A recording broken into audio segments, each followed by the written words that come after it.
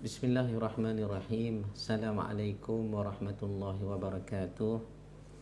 Alhamdulillah wassalatu wassalamu ala Rasulillah wa ba'd.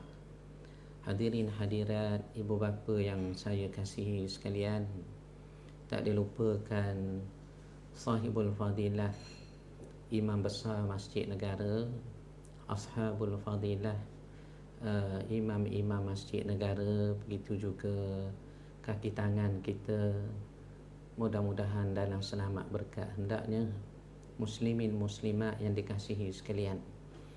Pertamanya syukur kehadrat Allah, panjang lagi umur kita sehinggalah ke pagi yang berkat ini, dan kami bersiaran daripada Masjid Negara Kuala Lumpur kita, dan masih lagi kita dalam suasana menyambut Maulidur Rasul sallallahu alaihi wasallam. Maka sebab itulah pagi ini tak lain tak bukan tajuk kita pun berkenaannya dengan Rasulullah sallallahu alaihi wasallam. Ibu bapa yang dikasihi sekalian, bila saja sebut 12 Rabiul Awal, maka kita akan sambutlah Maulidun Nabi, kelahiran Rasulullah sallallahu alaihi wasallam. Soal bagaimana perbahasan ataupun perbincangan hangat dalam kalangan ilmuwan berkenaan dengan Maulidun Nabi, tidaklah saya nak menyentuhnya pada pagi ini, dan saya pun tidaklah tahu banyak tentang perkara tersebut. Tetapi apa yang hendak kita nyatakan ialah kenapalah agaknya ibu bapa sekalian yang menonton pagi ini saya jangka tak kurang 5 juta orang ni agak saya ya. Agaknya saya nak bertanya, kenapa? Kenapalah Nabi sallallahu alaihi wasallam walaupun sudah 1400 tahun dah meninggalkan kita lama, tetapi masih dikenang, diselawat, dihidupkan sunnahnya baginda sallallahu alaihi wasallam.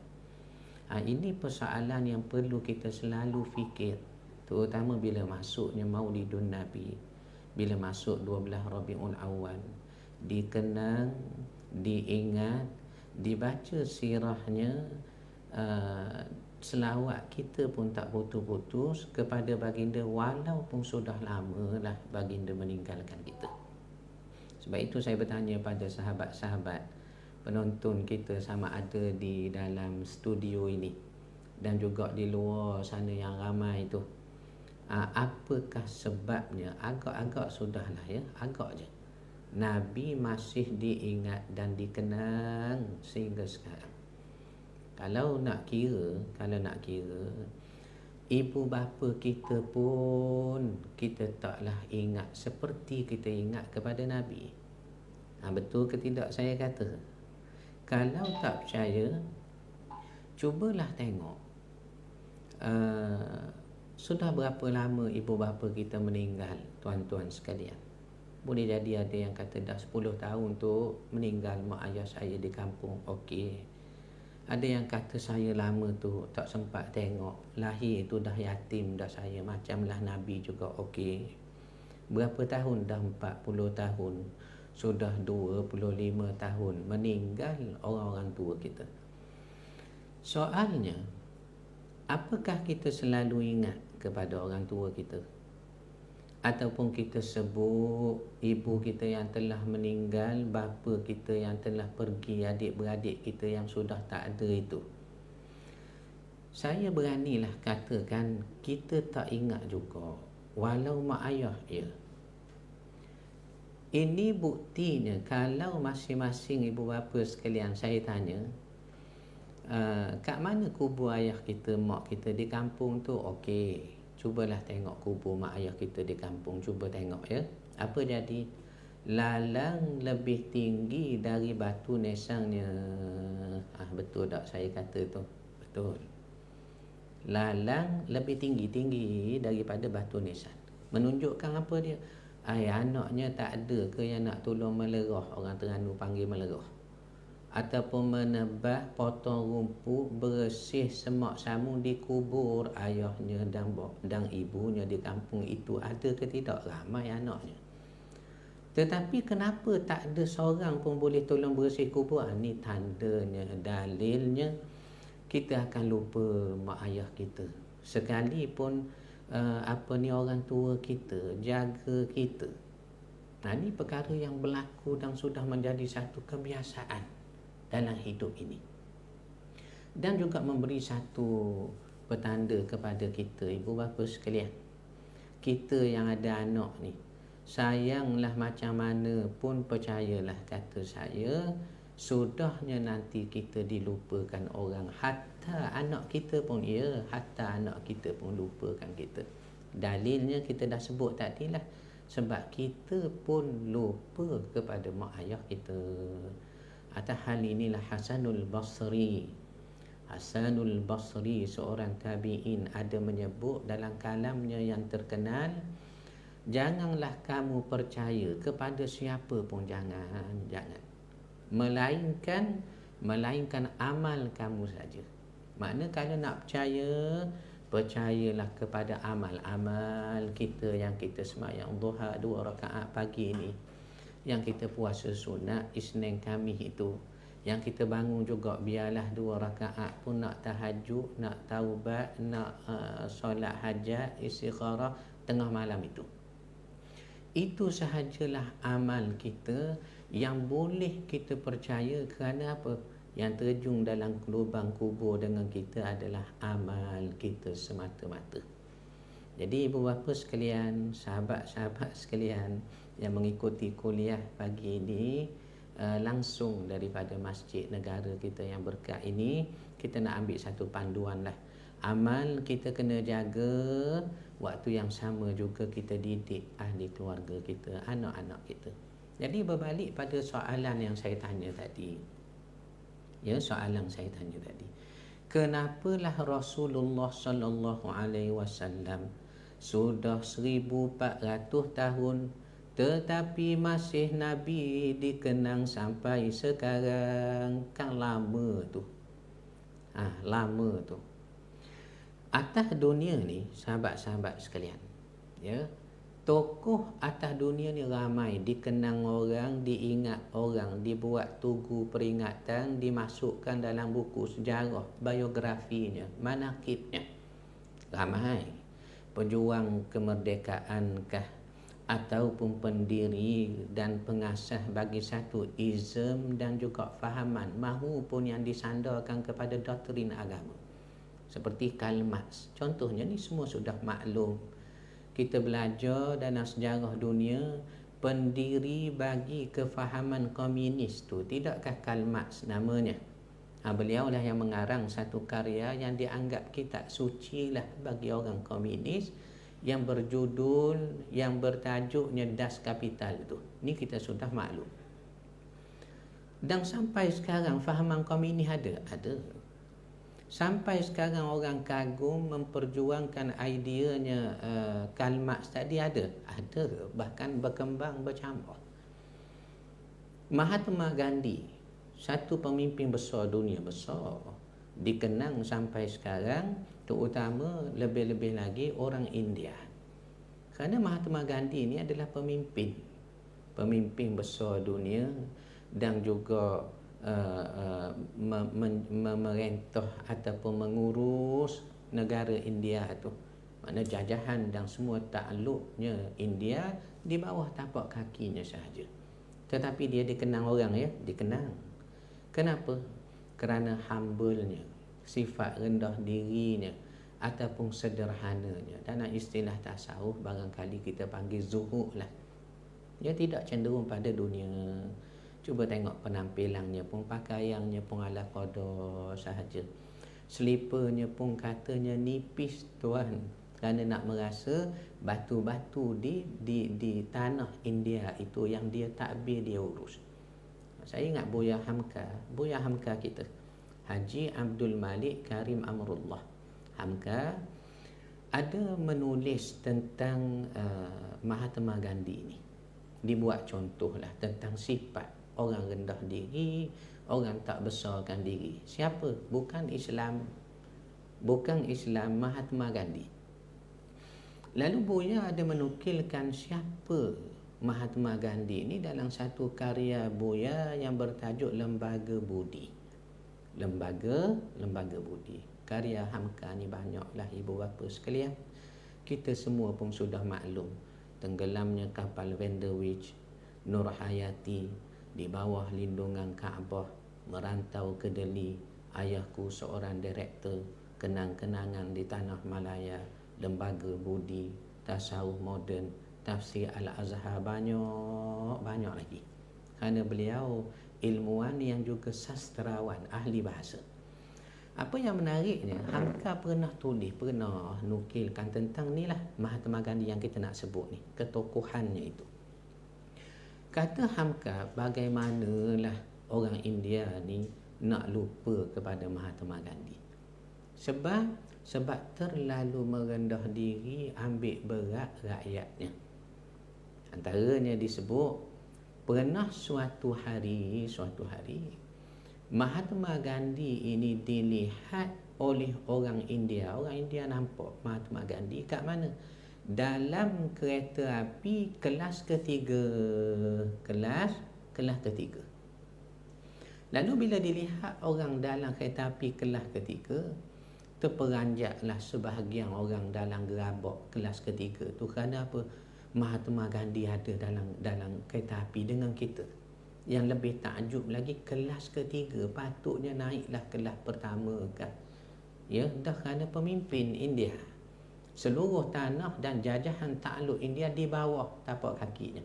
Cuba bayangkan tiba-tiba pemimpin kita naik kereta api kah, teksi kah, tunggu bas mini kah dengan kita. Apa kita rasa, Tuhan? Apa kita rasa? Ini yang digambarkan oleh Hamka, betapa rendah diri ataupun humble-nya Mahatma Gandhi walau bukan Islam. Lalu katanya orang India kagum kepadanya Mahatma Gandhi. Lalu sebahagian mereka bercakap sama sendirilah dalam gerabak kelas ketiga tu. Dia kata, bukan kok, takkanlah Mahatma Gandhi. Orang seakan-akan pelanduk dua serupa agaknya yang naik dalam kereta api gerabak kelas ketiga ni. Kalau Mahatma Gandhi takkanlah naik kelas ketiga macam kita. Maka sebahagian yang lain kata, betul, memang Mahatma Gandhi dah ni, cuba tengok rupanya, pakaiannya. Maka tak lama ada satu pemuda, dia beranikan diri tanya, Tuan, apakah Tuan ni Mahatma Gandhi? Maka apa jawab Gandhi? Dia kata, betul, saya ni Mahatma Gandhi. Kamu pun kenal saya, tahu saya. Kita tahulah Mahatma Gandhi ni, Tuan, walaupun kita bukan orang India, walaupun kita bukan penduduk negaranya. Sebab apa? Sudah terkenal penampilannya, antaranya lah ya, pakai dua helai kain saja putih tu, macam umrah saja contoh tu. Dan juga kepalanya dicukur, tanda zuhud ni mengikut prinsip mereka lah. Dan juga sangat sederhana. Maka bila mereka tahu ini Mahatma Gandhi, kagumlah orang India kepada Mahatma Gandhi kerana terlalu rendah diri, sederhana sangat, tak suka berbeza dengan orang lain. Seperti Nabi SAW, kita ingat satu riwayat. Pernahlah suatu hari sahabat nak ajak Nabi makan kambing, nak jamu Nabi makan. Maka sahabat lain kata, tak apalah, biar saya sembelih kambing ini. Sahabat yang lain pula kata, saya lapah kambing ini. Hak lain pula kata, biarlah saya bakar kambing ini. Hak lain kata, biar saya masak, saya hidang kepada engkau Rasulullah. Maka bila Nabi dengar sahabat-sahabat ni ada tugas masing-masing, apa respon Nabi? Apa respon Nabi, sahabat-sahabat sekalian? Nabi kata begini, biarlah aku cari kayu api dia. Dengar tu, cuba dengar sekali lagi, saya ulang ya. Sahabat nak ajak Nabi makan kambing, ya. Maka ada sahabat yang lain kata, biar sayalah sembelih. Yang lain pula kata, biar saya lapah Rasulullah. Hak lain kata, biarlah saya masak. Hak lain kata, saya tukang hidang Rasulullah, ya. Maka respon Nabi bila dengar sahabat ni ada tugas masing-masing, apa kata Nabi? Kalau begitu biar saya cari kayu apinya. Maka bila sahabat lain dengar, masing-masing melarang, jangan Rasulullah, jangan cari, biar kami boleh buat. Tuan duduklah sahaja, kami boleh urus, kami cari bakar dan juga hidang. Apa kata Nabi? Apa respon Nabi? Jawab Rasulullah sallallahu alaihi wasallam, betul kata Nabi, aku tahu kamu boleh urus, semua boleh. Tetapi aku tidak suka untuk berbeza dengan orang lain. Cuba dengar tu sahabat-sahabat sekalian. Nabi kata apa? Aku tidak suka nak berbeza dengan orang lain. Tidak suka. Ini kita kata humble. Kita kata rendah diri. Dan sifat seperti inilah akan dikenang, diingat orang, ataupun mengikat hati dan jiwa orang kepada kita, kepada Nabi SAW. Tu Mahatma Gandhi yang bukan Islam, Nabi terlebih lagi. Sebab tu saya buat contoh tadi, bila dia naik kereta api kelas ketiga, terkejut orang India. Dan orang India ada tanya tuan-tuan ya, apa dia tanya? Kenapa tuan naik kereta api kelas ketiga ni? Tidakkah India dan seluruh jajahan takluknya di bawah tapak kaki tuan? Apa jawab Mahatma Gandhi? Apa dia jawab Mahatma Gandhi? Mahatma Gandhi jawab, sebab tak ada kelas keempat. Ulang sekali lagi. Di studio bersama saya ni pun sahabat-sahabat sekalian ramai ni, dalam lebih kurang 4 juta orang agak saya. Baik.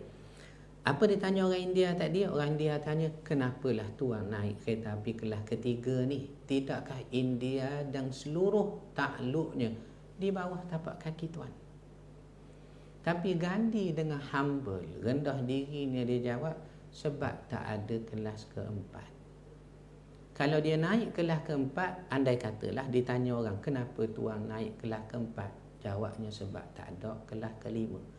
Orang-orang seperti ini, bayangkan, sudah mati lama dah, tetapi masih dikenang, disebut, ditulis sejarahnya oleh ahlul manaqib, mana ahli biografi, tulis, susun, supaya generasi kita ni terkemudian bila baca terkejut adanya orang rendah diri. Orang seperti inilah patut memimpin kita contohnya. Orang seperti inilah kita nak berkawan, nak bersahabat dan nak hidup yang singkat ini. Ini contohnya. Tetapi kalau sahabat-sahabat, ibu bapa yang dengar pagi ni kuliah tentang Mahatma Gandhi ringkas ni, yang kita nak buat contoh sifat Nabi ni, terasa kagumlah kepada Mahatma Gandhi, tunggu dulu. Kalau betul Mahatma Gandhi yang kita kagum itu, buah fikirannya, butir bicaranya, sifat yang sudah ditunjuk, dicatat dalam biografinya, kenapalah Gandhi tidak dipilih sebagai orang paling berpengaruh atas dunia? Michael Hishar ni satu penulis barat, semua orang sudah maklum.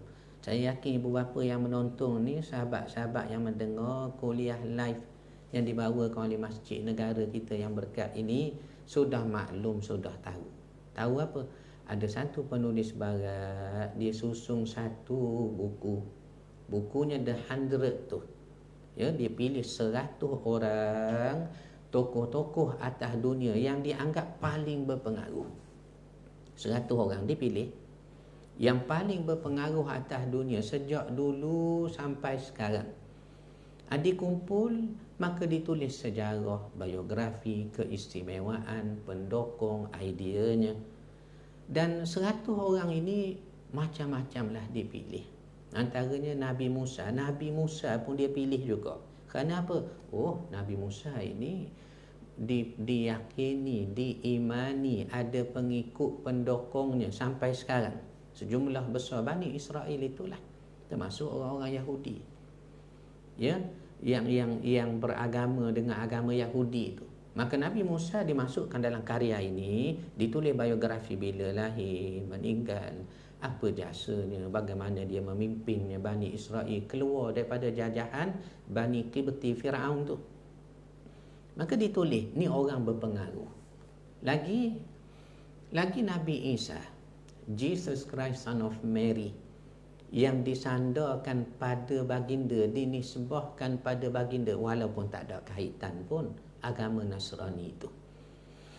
Kerana dianggap pengikutnya, pendukung akidah yang dibawanya, walaupun tidak ada kaitan dengan Nabi Isa, mereka nisbah kepada Isa, agama mereka itu merupakan satu agama yang terbesar di dunia. Satu penulis barat ni, sempat saya baca satu penulisan pada tahun 2004 yang lalu, lama dah, ditulis oleh satu penulis, Dr. Mark Gabriel. Dengar namanya pun kita tahu orang-orang yang beragama sikit ni, ya, orang yang jenis menekuni agama juga, Dr. Mark Gabriel. Beliau menulis satu karya berjudul Jesus and Muhammad. Maknanya dia nak gambarkan Kristian dan Islam, Jesus and Muhammad. Apa dia tulis dalam sinopsis bukunya? Dia kata agama paling besar atas dunia sekarang ada dua, Kristian, Islam. Cuba dengar tu, Kristian, Islam. Maknanya layaklah Isa dimasukkan dalam 100 tokoh paling berpengaruh atas dunia dalam penulisan tadi yang kita buat contoh buku The 100 tadi, kerana memang ramai penganut yang percaya Isa itu Tuhan, Isa itu anak Tuhan, Son of God, dan juga mati di atas tiang salib untuk menebus dosa kita kerana sayang sangat, and died for our sin, crucified for our sin and died for our sin for 3 days and 3 nights, 3 hari 3 malam tu. Tetapi yang memeranjatkan, ni yang terperanjat ni, jemaah bila dengar hak terperanjat tu, nak dengar tu walaupun dah mengatuk tadi, dengar hak apa nak disebut peranjat, bangun mereka dengar. Yang terperanjatnya apa dia? Dalam 100 orang yang dipilih, Mahatma Gandhi, Nabi Isa, Nabi Musa, Dalai Lama, Mother Teresa yang dikumpul itu, penulis bukan Islam ini, Michael Hishar, berkata dalam penulisannya, tidak syak lagi orang yang paling berpengaruh di atas dunia, ya, di atas dunia, ialah Muhammad, satu orang anak yatim dari padang pasir. Cuba dengar tu sahabat-sahabat sekalian. Katanya orang paling berpengaruh tidak syak lagi. Siapa? Muhammad, anak yatim tuan dari padang pasir, yakni Rasulullah sallallahu alaihi wasallam. Orang barat ni satu benda yang kita boleh puji, walaupun dia tak beriman, lah hidayah belum sampai, bukan kata tak sampai, belum lagi. Dia macam kita tengok orang berjalan di luar sana, kita pun fikir kenapalah ramai orang di luar kurang di masjid ni sebelum PKP lah. Bukan mereka tak mari masjid, belum lagi. Kenapa tak tutup aurat? Bukan tak tutup, belum lagi. Kalau kita boleh fikir begitu, reda sikit sangkaan ataupun ada nilai dakwah kita itu dengan hikmah. Maka begitu jugalah Nasrani ni, Michael Hishar. Apa dia pilih? Dia kata Rasulullah sallallahu alaihi wasallam adalah manusia paling berpengaruh atas dunia. Soalnya kita, walaupun yang menulis itu bukan Islam, sahabat-sahabat sekalian, orang Islam tak patut terkejut. Saya ulang tu, tak patut terkejut, sebab memang kita yakin Rasulullah sallallahu alaihi wasallam ini paling sempurna. Apa yang kita fikir nak jadi, nak buat, Nabi lah yang paling sempurna dalam bidang yang kita nak ceburi, nak buat itu. Al-Quran puji Nabi, laqad kana lakum fi rasulillahi uswatun hasanah. Baca tafsir, tengok tafsir, tengok semangat bahasa Arab, apa maksud uswatun hasanah itu. Kata sebahagian ahli tafsir, Nabi ni dalam apa sahaja yang hendak kamu ikut, nak buat, nak ceburi, yang paling baik contohnya, paling berjaya, paling cemerlang dalam bidang itu Rasulullah sallallahu alaihi wasallam. Itu maksud uswatun hasanah. Kita ada keluarga di rumah, anak, isteri. Apa Nabi sebut? Orang yang paling baik di kalangan kamu adalah orang yang paling lembut, paling baik dengan ahli keluarganya, dan aku paling baik dengan ahli keluargaku. Cuba tengok tuan ya, ni Nabi tunjuk di rumah begini. Kita baca dalam hadis, oh sifat Nabi begini. Hatta Nabi berbicara tuan, kita baca dalam Syama'il itu. Ya, dalam bulan Maulud ni, oh bacalah kita sirah, bacalah kita Syama'il sampai khatam, sampai habis, kerana nak mengenang satu uswatun hasanah, satulah Nabi kita, Nabiyina wa Rasulina, Nabi kita dan Rasul kita, wa syafi'ina, pemberi syafaat pada kita. Apa disebut? Adapun baginda sallallahu alaihi wasallam bila bercakap tidak terlalu tinggi suaranya dan tidak juga terlalu rendah. Boleh bayang dah Nabi macam mana orangnya, lembut, ada tegasnya, sangat pemaaf, orang yang sabar, ada hikmah. Ni pada Rasulullah sallallahu alaihi wasallam.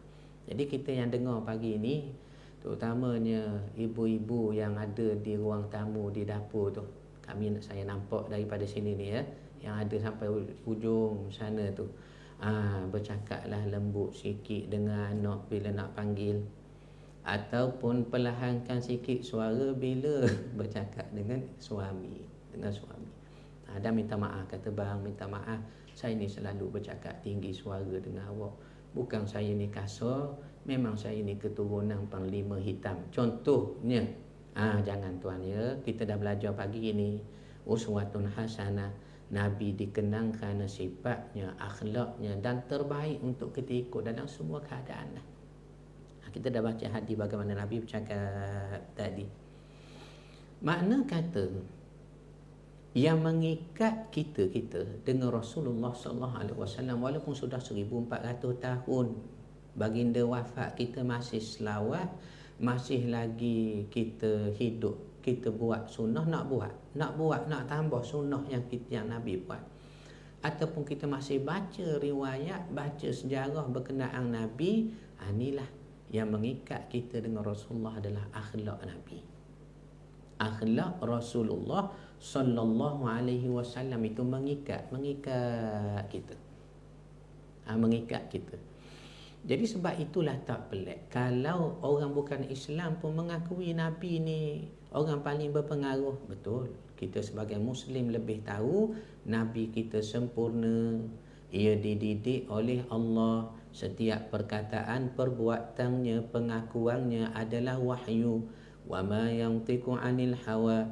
Dan Muhammad itu tidak bercakap ataupun buat apa-apa mengikut kehendak dia sendiri. In huwa illa wahyun, melainkan wahyu, yuha, yang diwahyukan kepadanya. Dan Nabi ni kita yakin juga sempurna. Allah puji, wa innaka la'ala khuluqin azim. Engkau ni Muhammad atas akhlak yang sangat agung, sangat terpuji.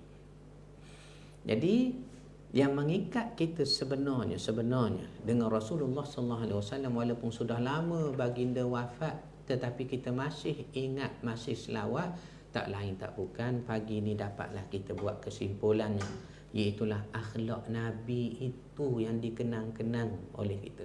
Soal fizikal Nabi kita tak perlu bicara dah. Dalam bulan Maulud ni banyak masjid Ustaz ya. Banyak masjid Syekh. Dalam bulan Maulud ni dibaca karya Imam Tirmizi tu, Syama'ilul Muhammadiyah. Satu karya yang memuatkan kesempurnaan Nabi. Dia ceritalah bagaimana rupa Nabi, bagaimananya dada Nabi yang bidang itu, bagaimana cara Nabi berjalan, panjanglah dalam hadis itu. Jadi soal physically kita tak nak kata, tak nak ulah panjang, sebab memang sempurna. Memang kalau baca hadis Ummu Ma'bad, ni buat contoh, kalau baca hadis Ummu Ma'bad ni satu orang badui nomad, berpindah randah. Harta tak ada, memang miskin, susah sangat. Orang Terengganu lama dipanggil rohok dan sesok. Ni perekat baru orang Terengganu tak tahu bahasa ni. Rohok dan sesok sangat, miskin. Tanah tak ada, makanan tak ada. Maka dia tumpang buat kemah di mana? Padang pasir. Padang pasir siapa nak halau? Padang pasir luas. Maka dia buat kemah di padang pasir sambil gembala kambingnya yang ada tak berapa ekor itu. Dia tinggal dengan suaminya Abu Ma'bad dan tinggal bersama anak mereka Ma'bad namanya. Ummu Ma'bad ni walaupun susah, walaupun miskin lah, ada satu sifat padanya yang terpuji. Apa dia? Dia suka beri orang makan. Dengar tu, suka beri orang makan. Macam kita lah, mudah-mudahan ya. Mangkali gaji kita tidaklah banyak, tetapi keluar masjid negara, belilah nasi bungkus pada security kita contohnya. Ataupun keluar sikit daripada pagar security tu, di depan masjid kita ni sejak dulu lagi tuan. Sejak saya masih bertugas di masjid negara ni dulu, ya, adalah orang-orang tidur gelandangan kita panggil tu. Bawalah roti kah, bawalah nasi kah. Makna walaupun kita gaji tak besar, kerja taklah tinggi, tetapi kita suka beri orang makan. Kita suka ajak orang makan contohnya. Ini Ummu Ma'bad. Riwayat kata walaupun orang susah berpindah randah, duduk di tengah-tengah padang pasir, tapi siapa-siapa lalu depan kemahnya dia panggil, tuan mari makan dulu, mari minum sekadar yang layak lah dengan keadaan mereka tu. Ini nak katanya sifat itu ada pada jiwa. Kita ni beberapa sekalian, sahabat-sahabat sekalian, yang menentukan nilai ataupun status kita yang sebenar ialah hati dan jiwa kita. Dalam satu kalam yang terkenal disandarkan kepada orang-orang tasawuf, ahli sufism, menyebut dalam kalam mereka, wajah sebenar setiap insan ialah jiwanya. Wajah sebenar setiap insan, bukan muka wajah begini, bukan, tetapi jiwanya. Kalau jiwanya baik, jernih hatinya, lurus dengan Tuhan, pemaaf orangnya, maka itulah nilainya. Itulah nilai insan. Dan setiap insan dengan insan yang lain berbeza nilainya. Kalau lembu, kalau kita beli lembu, sama besar, sama gagah, sama kuat membajak, harganya sama, tetap sama, 4,000 lah, sebab sama besar, sama berat, sama rajin membajak. Tetapi manusia sama cerdik, sama segak, sama, harganya berbeza. Kenapa? Kerana nilai satu orang insan dengan insan yang lain bukan pada tubuhnya, segaknya, sijil pengajiannya yang banyak tepek di dinding tu, SRP, PMR, BM Julai, matematik tambahan, Darushifa, banyak sangat. Ya, bukan. Tetapi yang membezakan manusia dengan manusia yang lainnya ialah peribadi, jiwanya. Semakin bersih, lurus jiwanya, semakin besarlah nilainya di sisi Allah Subhanahu Wa Taala. Jadi Ummu Ma'bad, walau orang susah, siapa-siapa melintas di depan kemahnya dia panggil, marilah tuan singgah minum air ni. Saya ingat masa kecil-kecil dulu, bila balik sekolah, orang-orang tua kampung ni, Allah baik sungguh tuan. Mudah-mudahan orang kampung kita semualah, terutama orang kampung saya di Kampung Buluh, Batu Bersurat, Kuala Berang sana tu, yang mengikuti daripada awal pagi lagi ni, yang tulis, catat, nota program 8.30, lepas subuh tunggu dah agak saya ya, anak katanya yang di kampung saya, dan semua ibu bapa kita semua sekali ya, mudah-mudahan berkat Allah Ta'ala beri pada mereka kerana jiwa mereka tu. Ni saya nak buat contoh ni. Saya balik sekolah, orang-orang tua tengok kita, dia panggil, awang mari makan rambutan ni, ambil rambutan merah sekali di pokok, rambutan rakyat atas kubur kah, dia takut membazir, makan, suka beri makan. Ni langsat duku, mari ambil panjat ni, panjat kita. Awak ni mari Panjat duriang ni, duriang pun suruh panjat. Maknanya saya nak beritahu apa dia? Sukanya memberi makan. Okey. Ummu Ma'bad suka beri makan satu. Cuma yang kita nak baca hadis Ummu Ma'bad ni apa dia? Ummu Ma'bad ni sambut Nabi, dia tak tahu, dia tak kenal Nabi. Dalam peristiwa hijrah 8 hari 8 malam. Nabi hijrah bulan ni juga, jangan lupa Rabiul Awal ini juga 8 hari 8 malam Nabi hijrah. Antara tempat Nabi berhenti, inilah Ummu Ma'bad. Orang susah tapi suka beri makan. Dia tak kenal Nabi. Nabi singgah minta susu. Dia kata kambing tak ada belaka dah. Dibawa keluar nak ternak tu, nak gembala tu. Maka Nabi kata dah nampak ada 1 ekor kambing dalam kemah. Kambing ni dia sakit tuan, MC hari tu sakit, tak dapat nak pergi ternak lah, sakit. Nabi kata kalau kita perah boleh ke tidak? Ummu Ma'bad kata dia sakit dan memang jenis tak ada susu. Tapi Nabi ucapnya dalam hadis Ummu Ma'bad ni, diucapnya bismillah. Setelah Ummu Ma'bad izinkan, Nabi ucap bismillah, sapu pada susu kambing, diperah, keluar susu tuan. Berkat Nabi, mukjizat Nabi. Terperanjat Ummu Ma'bad. Cuma Ummu Ma'bad bila Nabi sudah berlalu daripada kemahnya, balik suami dia cerita, ada orang mari tadi singgah. Berkat sangat, air muka rupa pun orang baik. Memang Nabi ni siapa melihat kali pertama jatuh kasih. Dan riwayat kata sesiapa melihat wajah baginda, mereka akan yakin ini bukan wajah seorang pendusta. Bukan seorang pendusta, wajah tu. Kita hari ni puas pakai sokok, pakai serban, nak beri nampak kita di contohnya ya. Sesiapa melihat wajah Nabi akan meyakini Nabi ini bukan wajahnya seorang pendusta. Ummu Ma'bad cerita, describe bagaimana rupa Rasulullah sehingga kita pagi ni boleh dengar, boleh tahu bagaimana rupa Nabi kita. Apa kata Ummu Ma'bad? Satu orang yang ku tengok sangat ketara seri dia. Sangat ketara seri, air muka Nabi ni berseri. Ummu Ma'bad pun dia buat bandingan, metaphorically, kiasan. Kalau dia bertiga, andai kata Nabi berjalan 3 orang, dialah yang paling mendapat perhatian. Paling dilihat orang Nabi, walaupun 2-3 orang ada lagi dekat Nabi. Macam tuan-tuan lah, saya tak terlibat ni tuan-tuan ya. Pasar malam, pergi pasar malam, nak beli apang balik, cendol, lopak tikang, berlebat ubi, contohnya. Tiba-tiba mari satu van, satu bas ke, dia tulis UiTM. Oh, budak-budak UiTM mari pasar malam kot.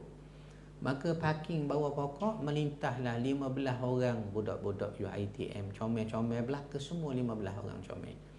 Cuma dalam 15 orang tu kita kata apa? Allah hak tudung merah tu comelnya. Ni saya nak buat contoh. Dalam ramai-ramai katanya Ummu Ma'bad paling mendapat perhatian ialah Rasulullah. Mata hitam baginda tersangat hitam. Allahu Akbar tuan. Macam mana comel sangat, sempurna sangat Nabi kita itu. Ni dari segi physically, akhlak kita nak bahas sekejap lagi. Mata hitam baginda tersangat hitam. Ya Allah, comelnya. Cuba tengok mata hitam kita masing-masing. Balik karang, cuba tengok di depan cermin tu.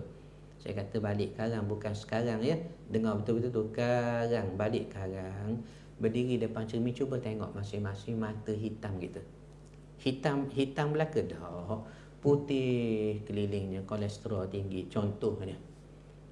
Dan kata lagi, mata putih baginda tersangat putih. Dah mata kita tak tahu, merah kerana tidur lewat, main game malam-malam contohnya. Ataupun kuning mata putih kita kerana penyakit kuning waktu kecil dulu tak baik lagi, umur dah 68 dah, contohnya. Tetapi Nabi mata putih tersangat putih, mata hitam tersangat hitam. Dan kata Ummu Ma'bad, kemerahan pipi baginda. Bila kita baca hadis ni baru kita faham kenapalah orang puang tu dia sapulah watercolor tu di pipi nak bagi merah, kalau nak pergi kenduri ke, nak pergi Heng Kiew Jaya ke, nak pergi Hok Kiseng ke, nak beli sayur, nak beli ayam tu, rupanya merah ini berdasarkan hadis kita baca ni elemen kecantikan. Wajah Nabi kemerahan. Tu yang kaum ibu pagi ni kan nak keluar ke pasar tu, disapunya krayong cucu dia, dia ambilnya cat rumah baki rebang ayam suami dia contohnya. Kenapa? Kerana kecantikan. Riwayat kata sepertinya biji-biji delima. Biji-biji delima ni sambil saya tengok juga komentar rakan-rakan kita seluruh Malaysia ni. Terima kasih yang sama dengan kita pagi ni. Ya. Lalu dikatakan Ummu Ma'bad seakan kemerahan biji-biji delima pada pipi Nabi SAW. Comel Nabi kita ni, comel sangat. Indah sangat Nabi kita, ya. Segok sangat Nabi kita, ya tu, ya. Cuma yang kita nak bahas pagi ni, sudah hampir sejam dah kita bercakap ni, apa dia? Yang dikenang kita kepada Nabi, yang mengikat hati dan jiwa kita pada Nabi, tak lain tak bukan sahaja rupa Nabi physically-nya, tetapi yang lebih lagi mengikat kita dengan Nabi kita sallallahu alaihi wasallam ialah akhlak dan jiwa Nabi. Akhlak dan jiwa Nabi. Akhlak, jiwa Nabi, sifat. Bahasa Melayu kita sebut perangai. Berapa ramai orang yang perangai baik, walaupun bukan Islam, kita suka berkawan dengannya, satulah. Berapa ramai orang Islam tapi perangai tak berapa baik, kita pun jadi tak suka padanya. Tengok perangai tuan, akhlak tuan sangatlah memberi kesan kepada kita. Itu yang kita sebut Mahatma Gandhi pun tadi begitu. Ya, bila humble-nya, rendah dirinya, naik kereta api kelas ketiga, ditanya orang kenapa naik kelas ketiga, dijawabnya kerana tak ada kelas keempat. Nampak dah humble, rendah diri, disebut, dikenang sampai hari ini. Tetapi dalam karya ini, Michael H. Hart, penulis barat, dia tak letak Mahatma Gandhi orang pertama paling berpengaruh, tetapi dia letaknya Nabi kita sallallahu alaihi wasallam. Agaknya kenapa? Itulah akhlak, sifat. Sebab tu kita orang Islam, kita pakat-pakat beramal lah. Saya terlebihlah lagi pakat-pakat doa sama kita supaya dapat. Tak banyak pun sikit, tapi kena ada, kena. Nak ikut Nabi.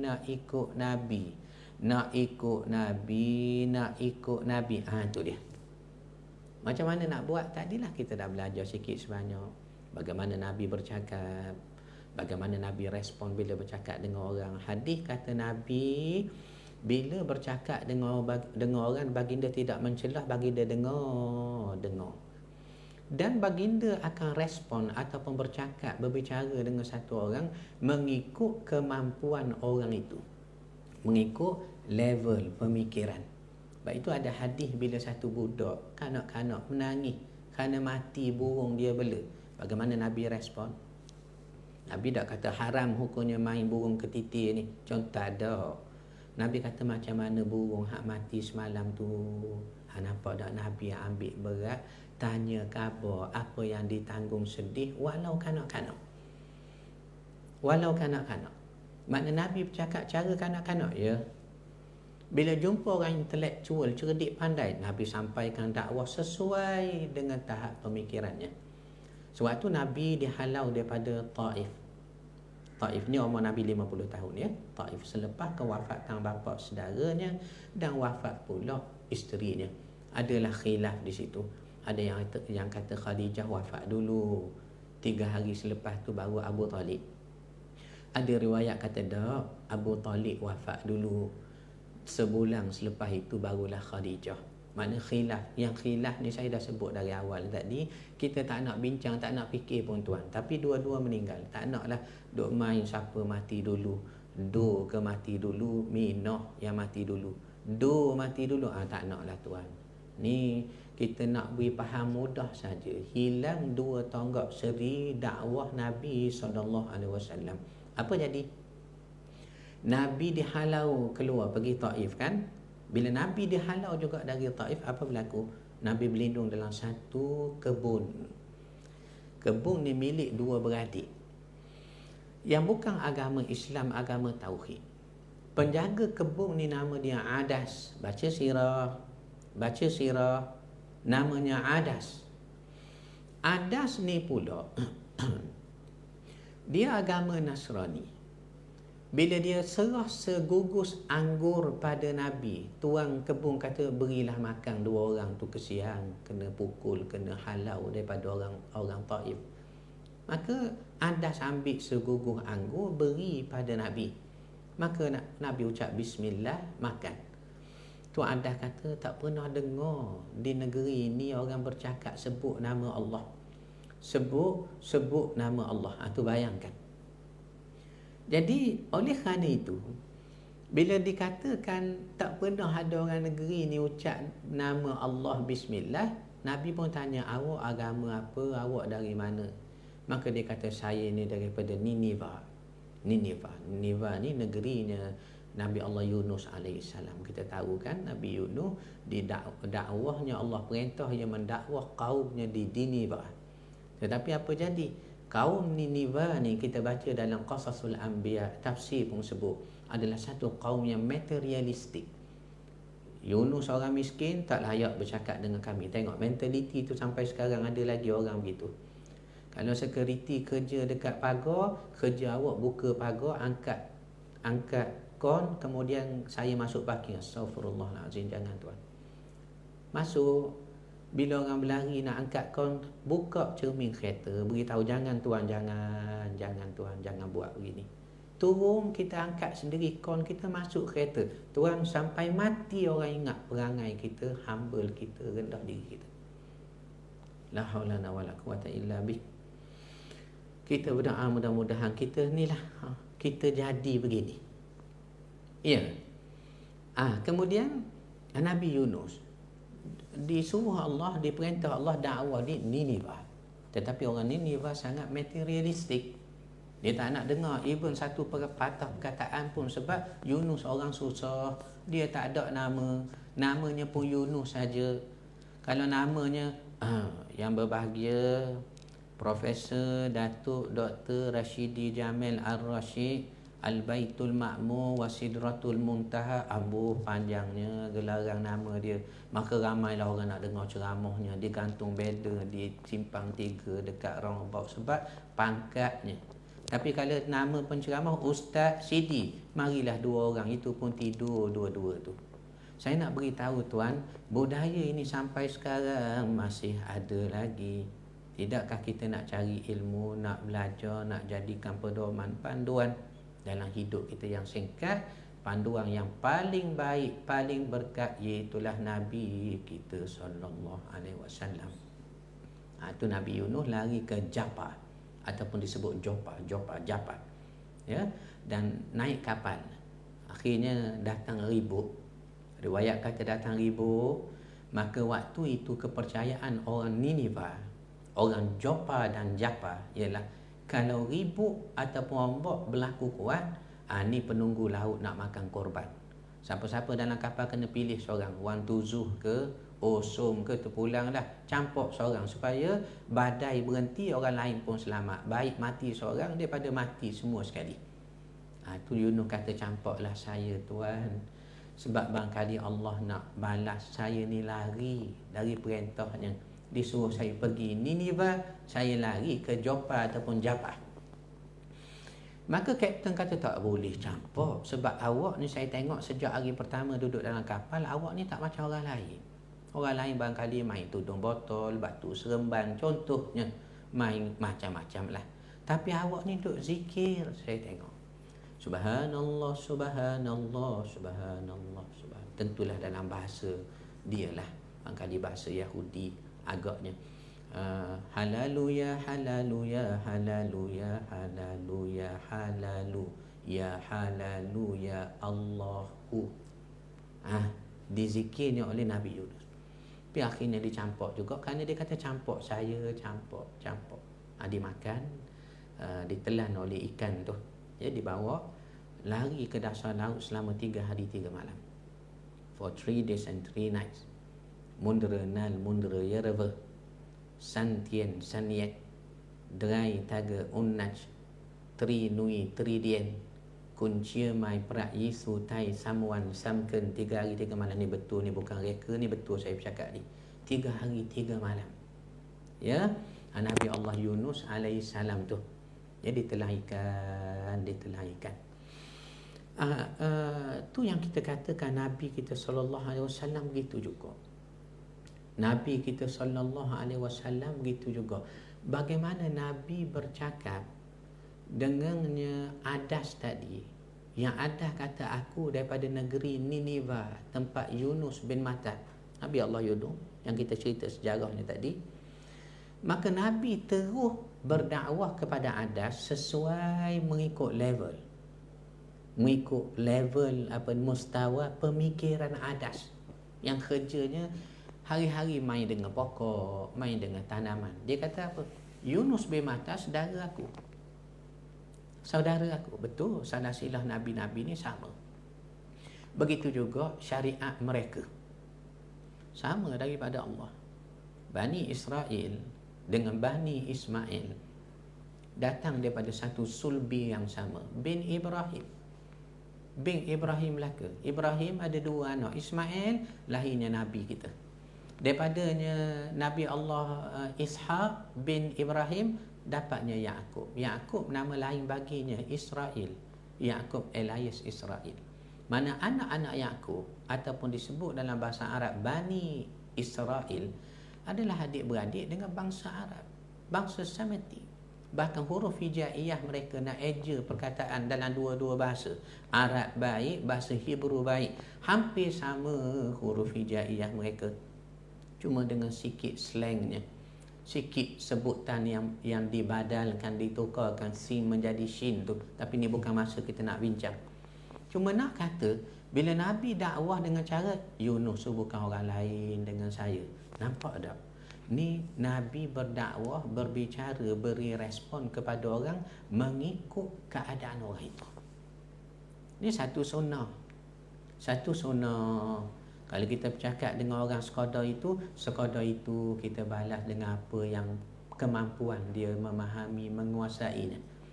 Ya, ni contoh orang jemput kita ceramah kita, tapi kita taklah tuan. Banyaknya sunnah Nabi yang basic pun kita belum buat ya.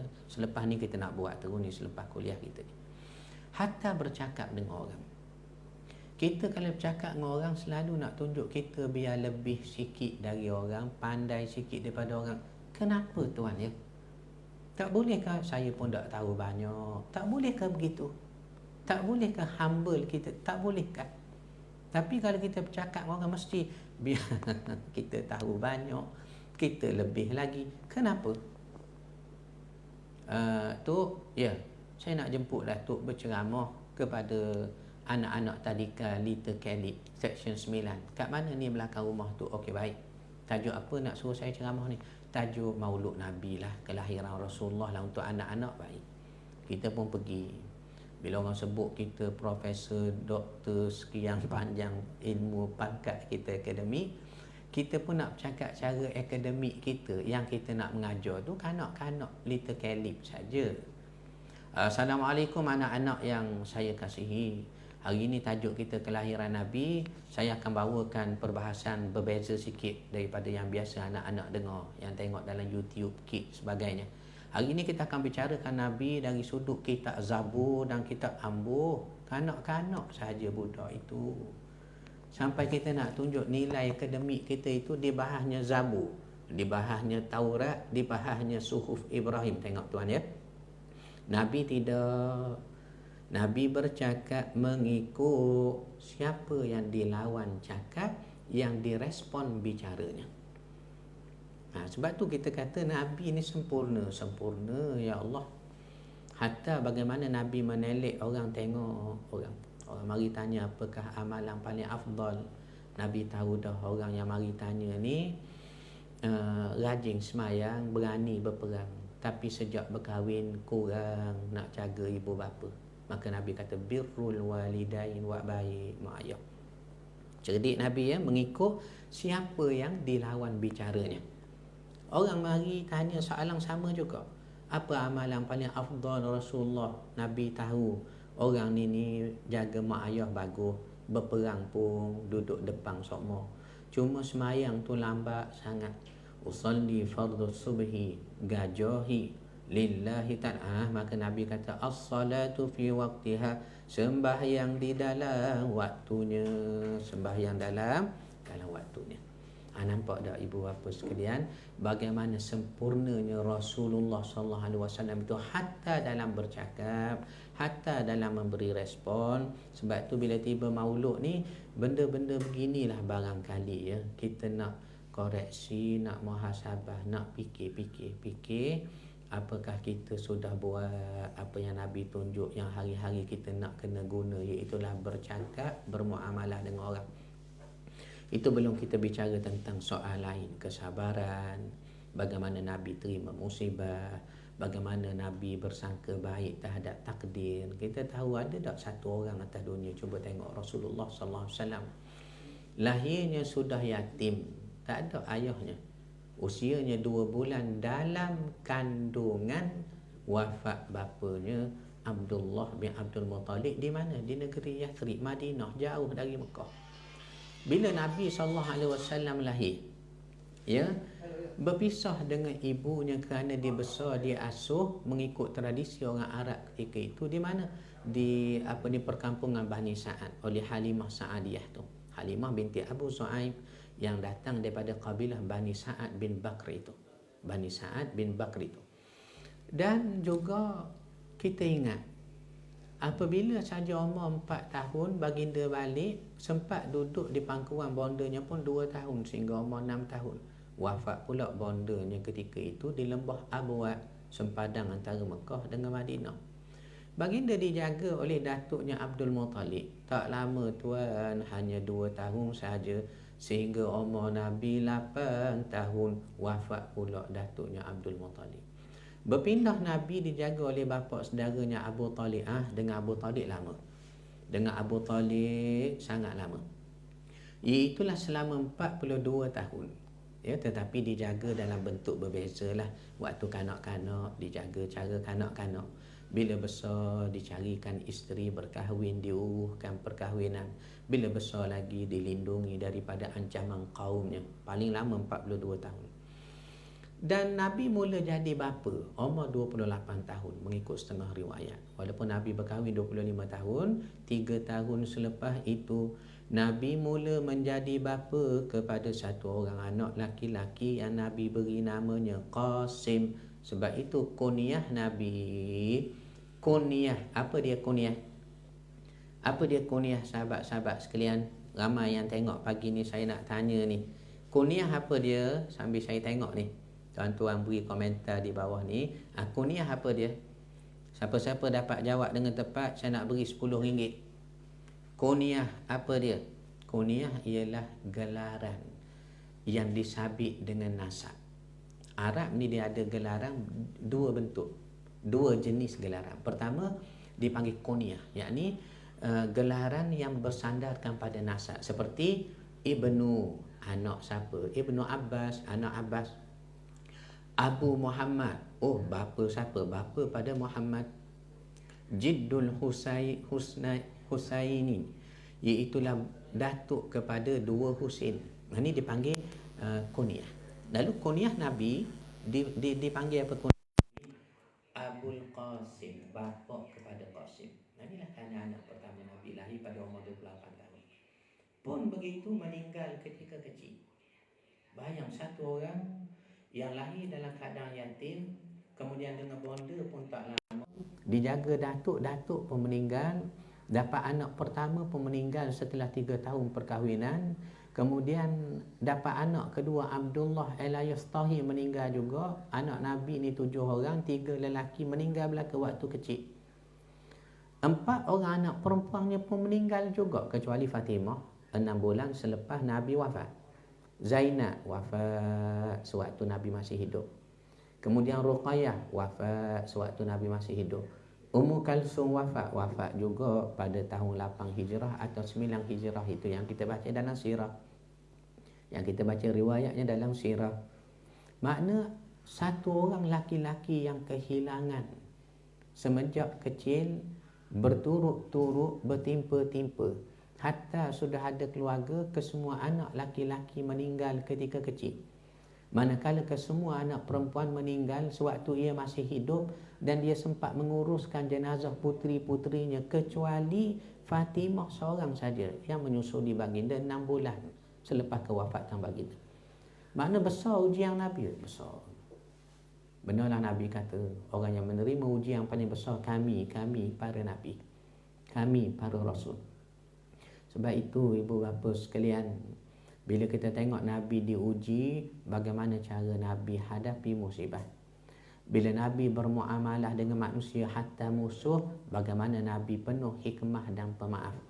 Bila Nabi bersama dengan sahabat, bagaimana Nabi bersama sahabat itu dengan setia dan jujur. Atas dasar itu, bila kita baca sahaja sirah, kita tekuni sirah, kita belajar sirah, tidak sampai ke mana sirah kita kalau kita tak amal, kita tak cuba buat. Biarlah tak banyak sikit pun tak apa dah. Ini yang mustahaknya bila kita bicarakan tentang sirah, Maulidun Nabi, Maulidun Rasul seperti hari ini. Apa yang dapat kita amal selepas ini, selepas kuliah kita ini? Selepas kuliah kita ini, apa yang dapat kita buat dan kita amal? Atas dasar itu ibu bapa sekalian, saya selalu berpesan jemaah kita, ya, tekuni sirah, baca sirah. Sirah banyak sangat di kedai buku ataupun di pustaka mana-mana kedai itu, terlalu banyak. Pilih satu sirah untuk kita, untuk keluarga kita, bacakan. Nak baca sirah macam mana tu, tebal sangat kitabnya, 865 muka surat. Barangkali saya mati dulu agaknya. Dia begini tuan, belajar sirah ni tak semesti kita baca dari awal sampai ke akhir, tidak. Untuk permulaan ini bacalah mengikut musim. Contoh sekarang maulid kan, buka bab maulid. Nabi lahir, ada riwayat kata 8 Rabiul Awal tu, itu riwayat. Dan yang ni pula kata 9, itu pun pandangan. Dan yang kata 10 ada. Yang 12 pandangan masyhur. Nampak tak? Automatically kita dapat ilmu baru. Maknanya ulama terlalu berminat, besar hati kaji tentang Nabi, sehingga terhasil pandangan-pandangan mengikut kajian. Baginda lahir ni rupanya istimewa sangat, ia tak sama macam kita. Benar. Antaranya apa dia? Baginda keluar dari rahim bondanya dalam keadaan bersujud kepada Allah. Allahu Akbar tuan. Jauh tak sama sangatlah kita dengan Nabi. Kita keluar tengok anak beranak, ya, kita dapat anak. Cuba tengok orang rumah kita bersalin tu, keluar kepala dulu anak kita, betul lah, itu sepatutnya. Kadang keluar kaki dulu, dipanggil beranak songsang, keluar kaki dulu ada, terpaksa diikat dengan tali rupiah, tarik ramai-ramai agaknya. Kadang-kadang tak boleh bersalin normal, dibelah ikut tingkat, betul. Tetapi Nabi keluar dalam keadaan sujud. Dan baginda keluar daripada rahim bondanya dalam keadaan telah tanggal tali pusatnya. Ni semua sekali hasil kita baca, kita tengok, kita dengar, kita belajar sirah. Bertambah pengetahuan tetapi tidak bermakna kalau tidak bertambah amal. Lebih-lebih lagi sunnah banyak kita dah buat. Contoh tadi, yang sikit-sikit dulu kita nak buat, yang sudah ada buat tu kita istiqamah. Masuk dalam maulid, apa sunnah baru kita sudah buat? Bagaimanakah prestasi selawat kita kepada baginda? Ini yang mustahak bila tiba maulid. Ya, bila tiba maulid. Sebab kita akan sebut Nabi ni bukan musim maulid saja. Setiap masa. Begitu juga dengan pembacaan, pengajian, pelajaran sirah. Allah Ta'ala beri mudah kita, hendaknya panduan kita dalam hidup nak berjaya dengan memahami, mengikuti bagaimana Nabi kita sallallahu alaihi wasallam membuat akan apa ni, kehambaannya, ubudiyahnya. Sahabat-sahabat sekalian, sambil-sambil saya tengok dalam komentar ni kalau ada soalan-soalan yang nak ditanya oleh sahabat-sahabat seluruh Malaysia ya. Terima kasih rakan Masjid Negara daripada Johor ada, alhamdulillah. Saudara Azizi Kelantani pun bersama dengan live Masjid Negara pagi ni. Terima kasih. Nur Aziz Ahmad, terima kasih. Abang Sabri daripada Johor juga, terima kasih. Ismail Jo istiqamah dengan majlis ilmu, alhamdulillah.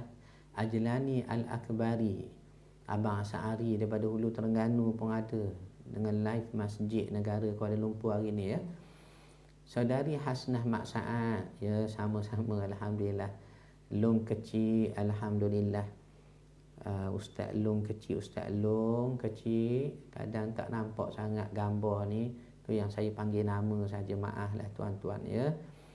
Bonda Salmi pun ada. Waalaikumsalam, salam duha Masjid Negara ya. Asalbiah Sa'ari, Abang Yukmin ni daripada Pulau Pinang, alhamdulillah. Kak Ida Sa'adah, Nur Syah Muhammad, terima kasih. Waalaikumsalam. Mama Datin Seri Maziah Musa pun ada, alhamdulillah. Saudara Wan Fazilah, Masya Allah, perihal Nabi walau sudah didengar berkali-kali tak pernah jemu, sangatlah membekas di hati. Barakallahu fikum ya, alhamdulillah. Begitu juga Nurmah Abdullah, Mama Nurmah Abdullah, Mahasa Hasan, waalaikumsalam. Adi Adnia ni rakan-rakan sekalian adalah satu pekerja di car wash.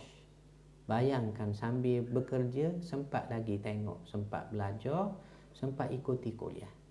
Alhamdulillah tuan-tuan ya, terima kasih Adi Adnia kerana mengikut kuliah kita Masjid Negara. Kak Maznah Ibrahim daripada surah An-Nur, surah almarhum Tuan Guru Haruddin. Hasanah Nah, Muhammad Syaiful, terima kasih pun rakan lama di Mesir. Gambar Lidah Jahiri daripada KK Sabah, didoakan masyarakat Sabah selamat berkat. Kita doakan daripada Masjid Negara dan rakan-rakan di seluruh Malaysia. Ada yang nak bertanya, sila taip di bawah itu. Sambil-sambil saya nak teruskan kuliah kita ini. Kita habis ni pukul berapa Syekh? Pukul 1 agaknya ya. Pukul 10.30. Dia sebut 1 tu terperanjat jemaah kita di dalam tu. Baik. Kita ada setengah jam lagi, tapi kita tak akan berhenti 10.30. 10.20 kita dah berhenti, nak beri laluan kepada sahabat-sahabat bersedia untuk sesi kedua bersama Ustazah Fatimah Syarahah kita nanti ya. Baik, ni yang telah kita buat kesimpulan. Apa istimewanya, apa hebat dan juga agungnya Nabi SAW sehingga Barat pun mengakui orang yang paling berpengaruh di dunia adalah Nabi kita. Kita dah sebut, tak lain tak bukan akhlak Nabi SAW. Agaknya sahabat-sahabat sekalian, cuba beritahu saya, sahabat-sahabat sekalian ni kagum pada siapa? Siapa tokoh atas dunia, ataupun atlet kah, ataupun orang yang terkenal atas dunia kah, yang sahabat-sahabat kagum? Tolong beritahu saya. Saya kagum Eddie Lawson tu, yang orang peringkat lama lah ni, yang main motor Bloomberg, Randy Mamola semua sekali. Okey. Sampai saya tampal posternya dalam bilik saya tu. Okey. Awak, saya minat sangat Hulk Hogan tu. Contohnya boleh. Sampai saya beli baju yang nipis-nipis nak koyak-koyak macam dibuat Hulk Hogan tu juga. Okey. Awak minat apa? Saya minat ini, minat itu. Kagum orang ini, kagum orang itu. Okey. Saya nak tanya, gambar yang kita tampal dalam bilik tu kerana kita kagum. Sejauh mana anda kagum? Saya kagum sangat. Saya tahu biografi, riwayat semua secara detail. Ini menunjukkan saya beri perhatian sangat. Okey. Contohnya Einstein lah. Einstein pakar fizik. Sampai sekarang pun tokoh fizik dunia, Einstein. Punya kagum pada Einstein, saya minta anak cucu saya semua belajar fizik. Awak ni minat sangat ya. Lagi baju-baju Einstein saya tulis, saya tempah di pertama komplek tu gambar Einstein dan tulis pula Einstein. Dalam Jawi pula tulis Einstein. Kagum sangat awak ni ya. Lagi jalan ke rumah saya, lorong tu saya tukar nama daripada lorong Haji Abdul Hamid pada lorong Einstein. Kagum sangat awak, kagum. Dah awak tahu dah Einstein ini lahir bila? Tahu pada 1 bulan 12 sekian.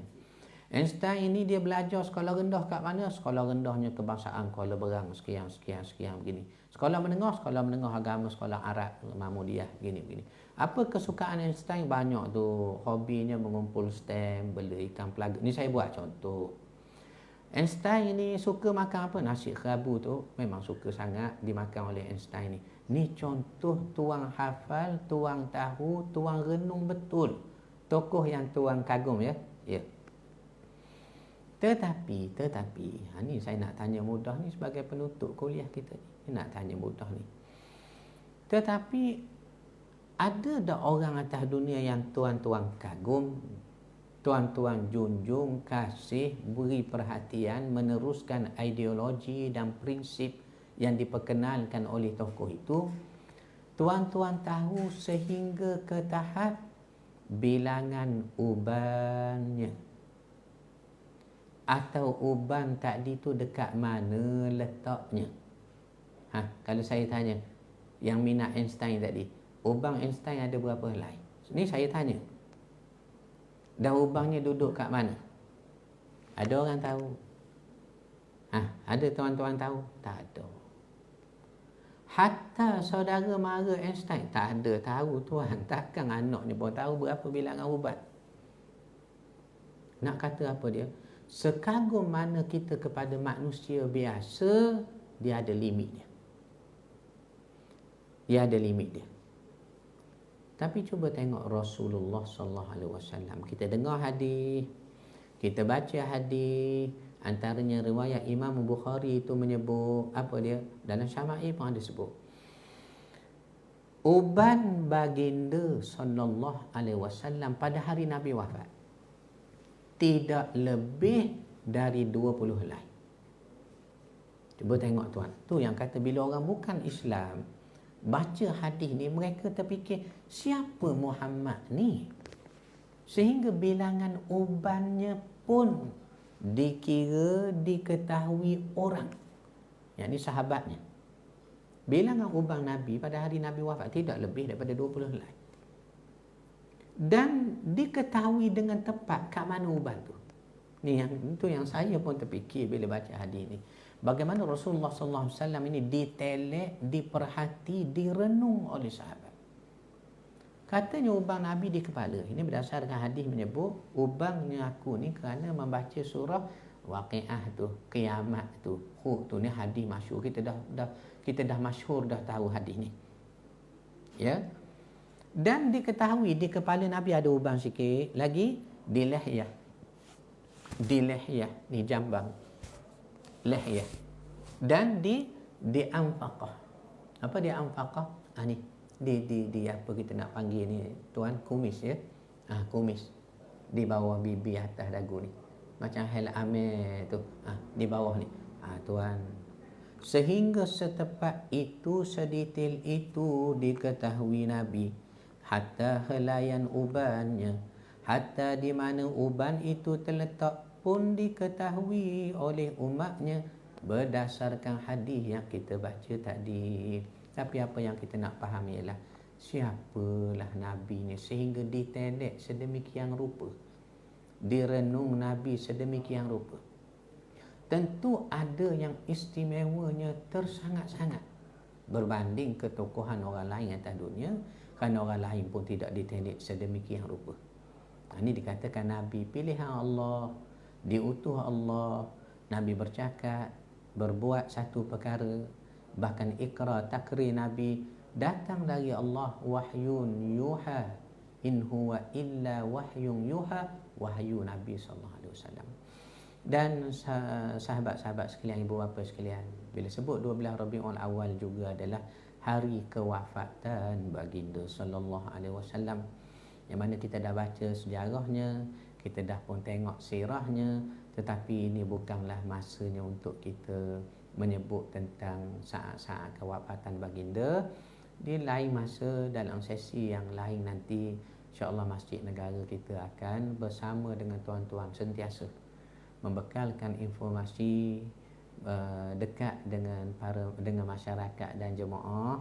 Mudah-mudahan kita semua dirahmati, diberkati, diberi hidayah atas sebab kita mahu belajar dan istiqamah membuat ketaatan pada Allah. Saya Ustaz Datuk Rashidi Jamil Al-Rashid, mantan Imam Masjid Negara anda ini, mengucapkan selamat menyambut Maulidur Rasul sallallahu alaihi wasallam dan mengambil kesempatan mengucapkan terima kasih kepada sahabat-sahabat Masjid Negara, Sahibul Fadilah Imam Besar, begitu juga Ashabul Fadilah, rakan-rakan di masjid. Tak lupa kepada pegawai, kaki tangan, security kita di ujung pagar sana yang berkhidmat pada masjid kita.